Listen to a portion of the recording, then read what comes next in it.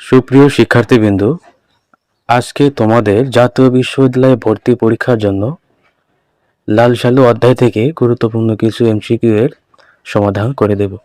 আশা করি তোমাদের এই এমসিকিউ গুলো জাতীয় বিশ্ববিদ্যালয়ে ভর্তি পরীক্ষায় কমন পড়বে। দেখো, 1 নম্বর প্রশ্ন বলেছে, সৈয়দ ওয়ালিউল্লাহ কোথায় মৃত্যুবরণ করেন কিংবা তার শেষ কর্মস্থল কোথায় ছিল? উত্তর হচ্ছে প্যারিসে। লাল সালু উপন্যাসে শীত ধানের ভাপের শব্দটি ঔপন্যাসিক কিসের সাথে তুলনা করেছেন? সাপের শীষ।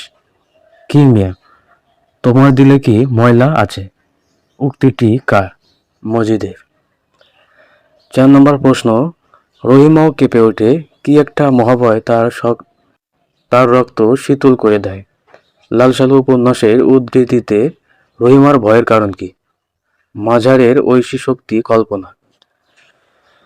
লাল সালু উপন্যাসে অশীতি পর বৃদ্ধ কে? সলোমনের বাপ। 6 নম্বর, লাল সালু উপন্যাসে অবিশ্রান্ত ঢোলক বেজে চলে কোথায়? ডোমপাড়ায়। দেখো তারপর 7 নম্বর, লাল সালু উপন্যাসে যেখানে সাপ জাগে সেখানে আবার কমলতার ফুল ফোটে। এখানে সাপ কি অর্থে প্রকাশ করে? কামনা। লাল সালু উপন্যাসে মতিগঞ্জের সড়ক থেকে মোহাম্মদনগর গ্রামের কোন দিকে? এটা হচ্ছে উত্তর দিকে। 9 নম্বরে, দেশে দেশে পীরদের সফর শুরু হয় কখন? ধানের মৌসুমে। ঢেরা বুড়া কার কথায় বিভ্রান্ত হয়? মজিদের কথায়। রুডা জমি কি? এটা হচ্ছে নিষ্ফলা জমি।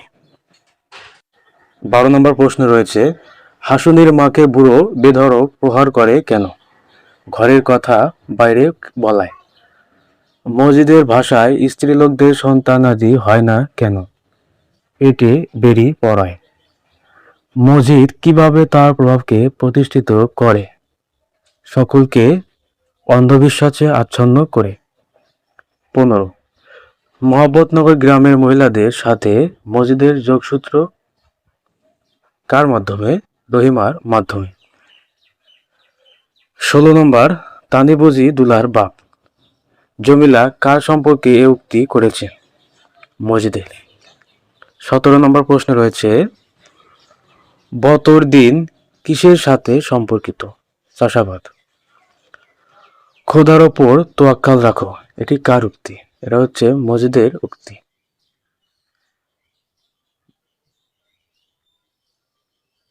19 নম্বরে রয়েছে, লাল সালু উপন্যাসে মাছের পিঠের মতো মাজার বলতে রূপক অর্থে বোঝানো হয়েছে মাজারের রহস্যময়তা।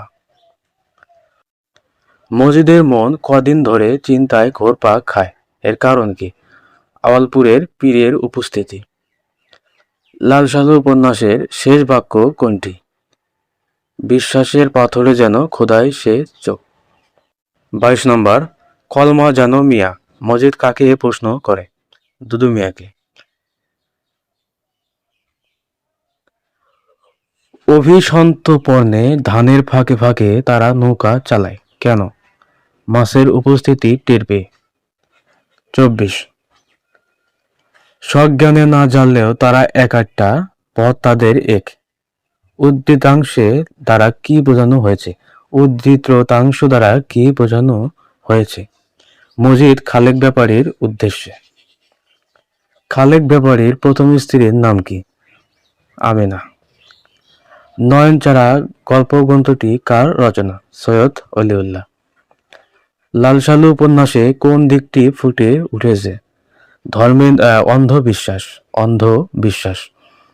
মুদাচ্ছের শব্দের অর্থ কি? নাম না জানা। লাল সালু উপন্যাসে মাজারটি তার শক্তির মূল, এই কথা বলতে কি বোঝানো হয়েছে? বিশ্বাস। 30 নম্বর রয়েছে, সৈয়দ ওয়ালিউল্লাহ কোন পত্রিকার সঙ্গে যুক্ত ছিলেন? স্টেটসম্যান। দেখো, 31 নম্বর প্রশ্নে রয়েছে, ধান দিয়া কি হইব মানুষের জান যদি না থাকে? উক্তিটি কার? এটা হচ্ছে রহিমার। এখন সে ঝড়ের মুখে উড়ে চলা পাতা নয়, কে? মজিদ। লাল সালু উপন্যাসের ইংরেজি অনুবাদ থ্রি উইদাউট রোডস নামক গ্রন্থটি প্রকাশিত হয়েছিল কোন প্রকাশনী কর্তৃক?